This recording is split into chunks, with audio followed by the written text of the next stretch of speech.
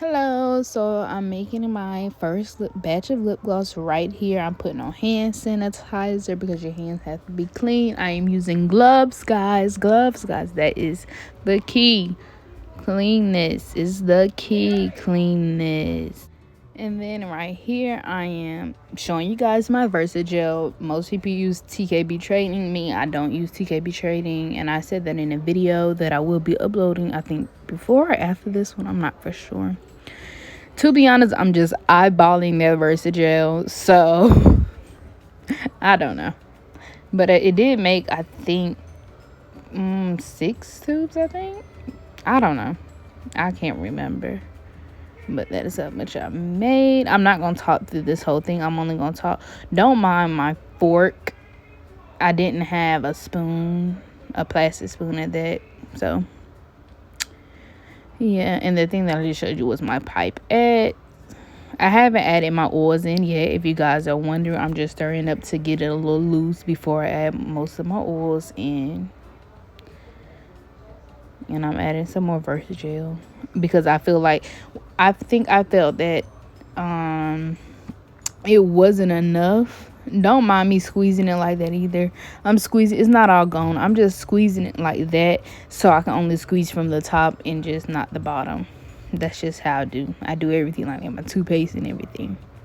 Right now I'm adding in my oils, and you will know the oils that is in my lip gloss, but you will not know the measurements that is in my lip gloss, or that are in my lip glosses.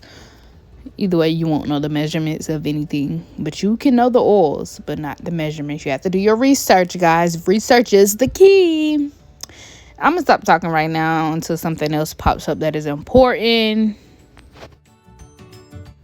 As you can see right here, I did get tired of using the fork. That noise it was making was a no-go. So I did switch to the popsicle stick, which it did work better than the fork and the spoon that I used the other day. But if you do have a spoon, I suggest you use a spoon instead of the fork, honey.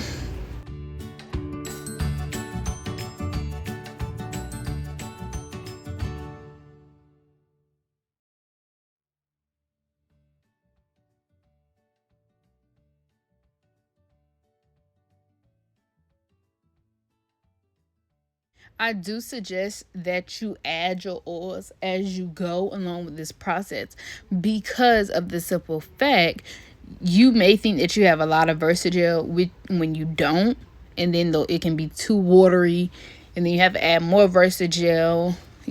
I just say add your oils as you go. Like I'm doing, and I'm showing you how I started. I'm showing you the consistency. The consistency is the key. Don't go based off of my consistency. Go based off of what you like, what you think that is bomb, and make sure you test it out before you sell it. Test all your products out before you sell it.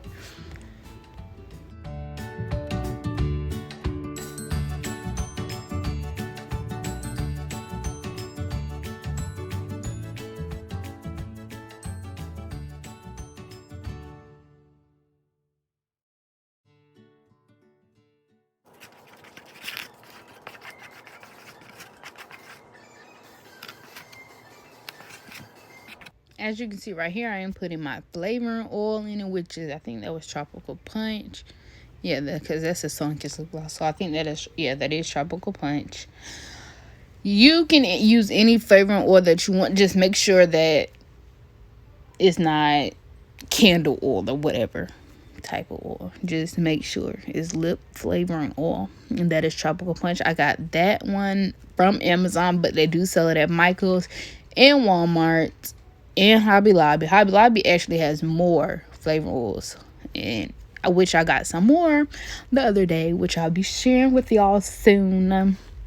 But yeah, I'm just stirring that up, and then I'm testing my consistency. I really do think this was like I said, this was my very first batch. I really do think that lip gloss was way too watery. Now that I'm looking at it and I'd have made more, I think I added too much oil in everything. That package right there is my mica powder, and I did use orange. It was very hard to open. I was very upset because I could not get it open. But yeah, like I said, I think that one was very watery compared to my other lip glosses that I have made. Now I had to go get like a stick thing to open it, and I was so upset. As you can see here, I'm using a popsicle stick to get my micropowder out because I didn't really want a lot. A little can go a long way with micropowder. So if you want your lip gloss to have a tint to it, use more pigment. If you don't, use less pigment. Like I made this blue gloss and I used a lot more pigment because I wanted to have a tint to it. So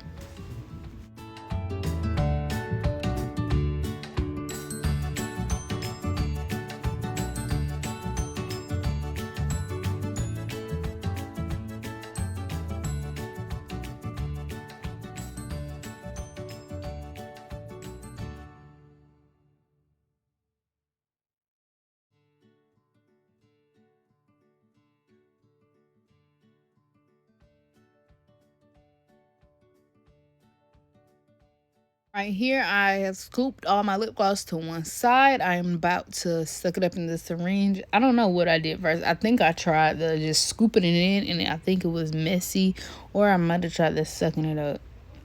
I don't know, but I do love the sucking it up more. It's better to me. In the pipette, it gave me trouble. I don't like using a pipette, but sometimes I will, sometimes I won't. If I'm doing my little sample tubes, I have to, because the syringes too. Oh yeah, I did try that, and I think it came out of the bottom. Child, this was a lot. It was messy, a lot, child, a lot hunty, a lot hunty. But don't mind all my mess.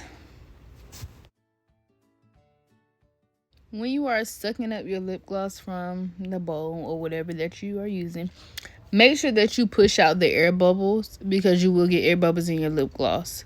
And I think I did that. Yeah, I did. No, I don't know what's going on here. But I did push out my air bubbles once I got something. Once I did something, I know I pushed them out. I remember pushing my air bubbles out. And that's when the lip gloss start coming out and everything. So you won't get air bubbles in your tubes, especially your squeeze tubes. You do not want that. No air bubbles because it fills up faster, but it's not really gloss. It's just really air. This is how I cut my pipette. I cut it from the top and then I cut it from the bottom, or the bottom from the top, whatever you want to call it. I push it onto my syringe really tight. As you see, I'm making sure it's on there so it does not fall off. I'm pushing my air bubble, and as you can see, it kind of, I don't know, I kind of had some problems with it. I didn't like the way the pipette did me. So we'll see right there, I had an air bubble and it just shot up. That was my main problem with the pipette. I think it caused more air bubbles. It was crazy. Too crazy, and I think that's what really made a mess. It caused more air bubbles for me. So I think in this video, I might in this clip, I might have just took the pipette off and called it a day, because of the simple fact. Yeah, I don't know what I'm doing. Oh well, because of this fact, it kept causing me air bubbles, and it kept causing me to slow down. So when you have air bubbles, you have to try to figure out how to get the air bubbles out, and then it slows you down because it keeps pushing out faster than you want it to, and it's making you lose more gloss.